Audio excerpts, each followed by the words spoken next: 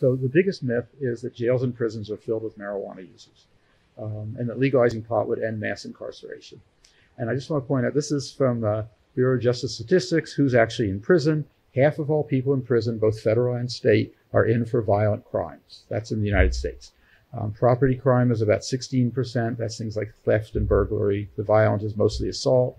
Drug crime is 18%, although as we'll see, almost all of it is drug dealers. Public order crime like DUI is 15%. So 18% are in for drug crimes. If we released all drug criminals, we would still have mass incarceration. But the question is, who are these 18%? And there's a study that was done, it came out in 2005, and these researchers wanted to figure out how many people are in prison just for drug possession, not anything else. And in 1997, there was a survey done of 18,000 inmates in the United States, and they used all that data. And they went through it and they found that of that 18%, 80 to 90% were in for drug sales, 10 to 20% were in for possession plus another crime, an assault and a burglary, and only 2 to 3% were solely in for drug possession, which is fewer than 1% of all prison inmates. So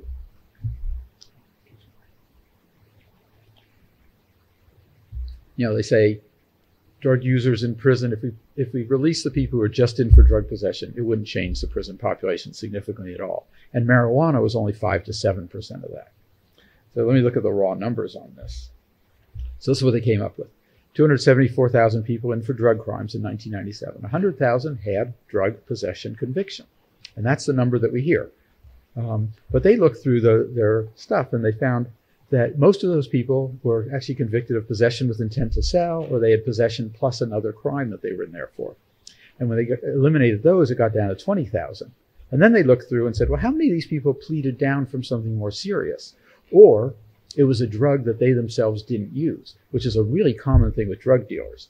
If you're a drug user, you really don't want a drug user as your dealer, because they're more likely to rip you off. You want somebody who doesn't use it. When I worked in the prison, all the drug dealers I met did not use the drugs.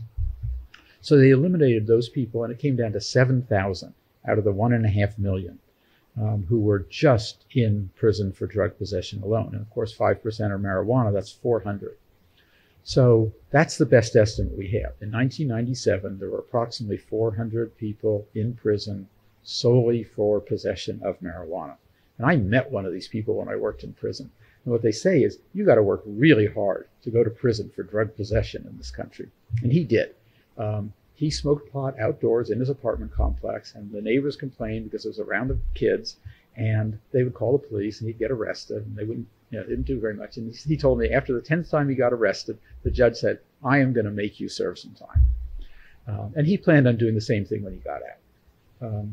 There are people like that. Anyway, the idea that prisons are filled with marijuana users is a myth. I just want to make that clear. But we hear about this. So I worked on Hillary Clinton's campaign, but she made this statement. She got it basically that huge population in our prisons for nonviolent, low-level offenses, primarily due to marijuana. Totally untrue. Washington Post gave her 4 Pinocchios. But politicians, Rand Paul says this all the time too. Politicians on both sides say it. Here's the New York Times, which is their editorial page is quite pro-marijuana. And they have this article, The Injustice of Marijuana Arrests, and they use 2 examples who are in prison for marijuana. Well, they're actually both in for 3 strikes laws. And if it hadn't been for 3 strikes laws, the judges never would have sent them to prison for marijuana. So what I like to say is, if the New York Times is trying to make a point, and they can't even find one single marijuana user in prison to make their point, there probably aren't any. Also, what irks me about this is I think 3 strikes laws are terrible. And the New York Times is actually, or the editorial page, is more concerned about promoting marijuana than helping the people I consider the real victims of our criminal justice system. So this sign, Stop Arresting Patients, and the one on the left, stoparrestingpatients.org. In 2010, the Medical Marijuana Initiative in Arizona, their campaign was called stoparrestingpatients.org. And so I was debating the guy from the Marijuana Policy Project, who was their campaign manager, and I said, can you name one genuine medical patient in jail or prison just for marijuana? And he said, I'll get back to you on that. And the next day the claim came off their website, but the signs all still said that. So the entire name of their campaign wasn't even true. And this was a cartoon in Politico. just a few weeks ago. And it's somebody saying, how'd they get you? He says, oh, I got caught with 3 joints 10 years ago. Well, nobody is in prison just for 3 joints. But here, Politico is a very well-respected news outlet, and here they are running this. And you'll see this all the time. It's just one of these myths. I like to say the pot smoker in prison is kind of the equivalent of the welfare queen. Ronald Reagan used to talk about welfare queens, and there weren't any. There was nobody who was living a life of luxury just on welfare. It's the same thing with the pot smokers in prison. It's a great story. It's a really good story, but it's not found in real life. The problem is, by focusing on this, we are ignoring the real victims of our criminal justice system. And working in prisons, I saw a lot of it. 2/3 of all the people in prison in the United States have a diagnosable substance abuse disorder. Half of all the people in prison are there for a crime they committed while they were drunk or high. If 2/3 of all the people in prison had an infectious disease, everybody who so much as jaywalked would get a course of antibiotics. But we pretty much ignore this disease. And often, I would talk to these people, and they're often people who never hurt anybody clean and sober.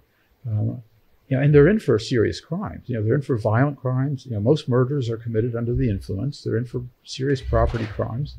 And I would ask them, have you ever been arrested for anything you did clean and sober? And they would think about it. And I could see them like clicking through each of their arrests, and they'd look at me and go, no. And nobody had ever asked them that. Nobody ever offered them treatment. And I saw people my age who'd just been in and out of prison. Every time they got out, they'd relapse back to drugs or alcohol. They'd get arrested. They'd end up back in prison. They'd stay clean and sober in prison, and they thought they were cured. And it would happen over and over again. And we should be getting them treatment. If we want to really deal with mass incarceration, we have to focus on the people in for violent property crimes and get them into treatment. And we should be starting as teenagers with their very first crime, so they don't live a whole life going in and out of prison. Instead, what we hear about are the nonviolent drug offenders in prison. And of course, they use this term nonviolent drug offenders, and it sounds like drug users. But remember, they're almost all drug dealers. And a lot of them don't even use the drugs that they sell, so treatment isn't going to make any difference for them. And these are actually the people I had the least sympathy for, because they made this sober decision to sell drugs just because it's easy money. And they know darn well, most of them, of the dealers in prison, 95% were selling hard drugs. Cocaine, meth, heroin. And these are drugs that kill people. They knew that it killed people. These drugs cause most of the violence that fill our prisons. So I actually had a lot more sympathy for the violent criminals. But of course, I'm not running for political office. Nobody running for political office could say, oh, we should care more about the violent criminals. It won't go over well. So anyway, marijuana possession, drug possession are not the cause of mass incarceration. What did cause it?